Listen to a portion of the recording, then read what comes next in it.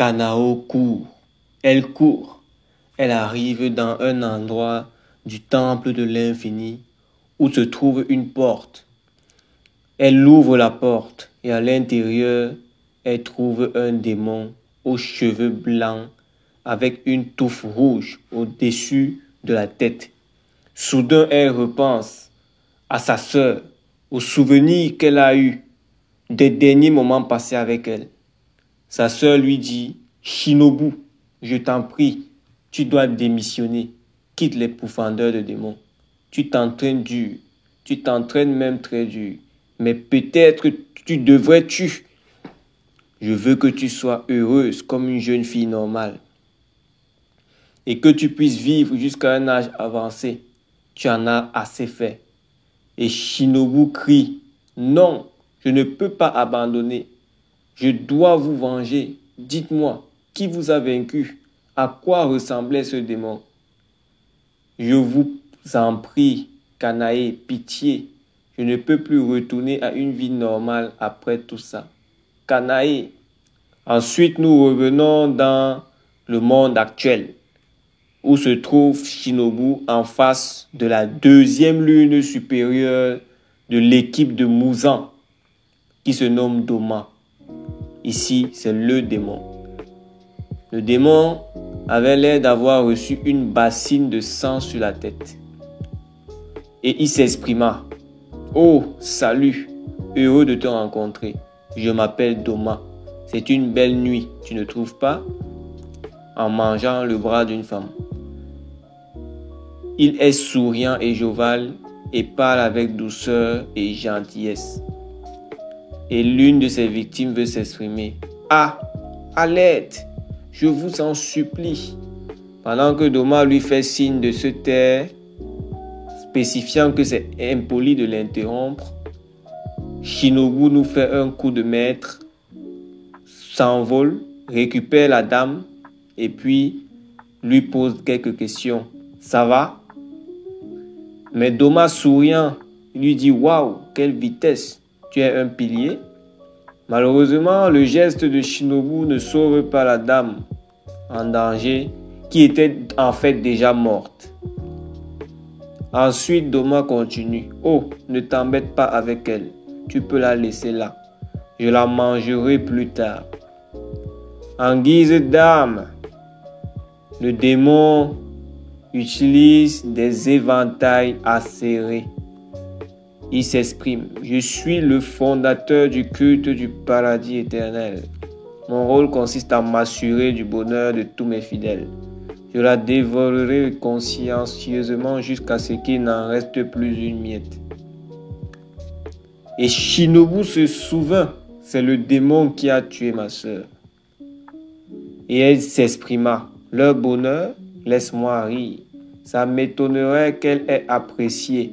À vrai dire, elle suppliait pour sa vie. » Et Doma continue. « Et je l'ai aidée, n'est-ce pas? » Ensuite, elle dit. « Elle ne souffre plus de corps ou d'esprit et elle n'a plus peur. » « Tout le monde craint la mort, dit Doma.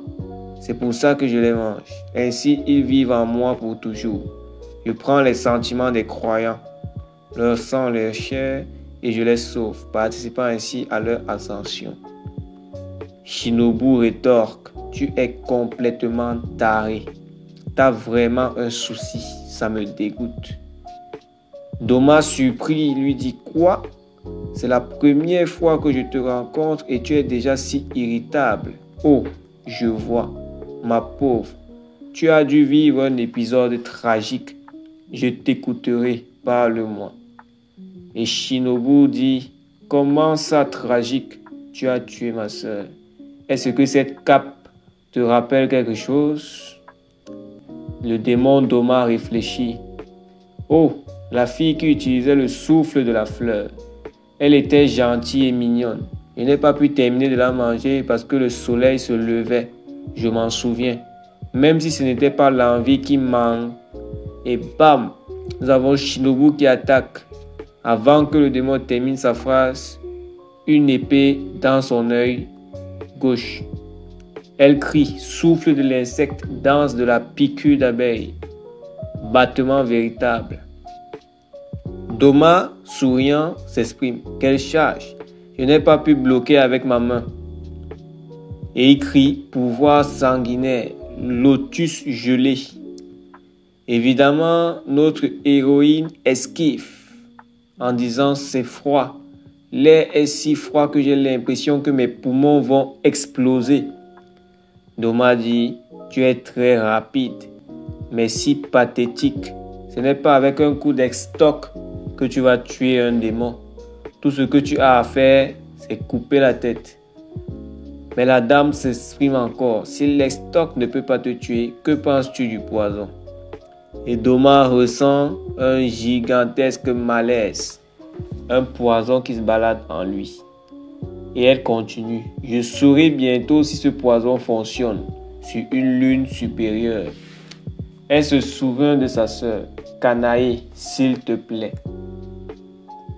Le démon Doma cracha un peu de sang et s'exprima. Il est plus fort que le poison utilisé à la montagne de Rui.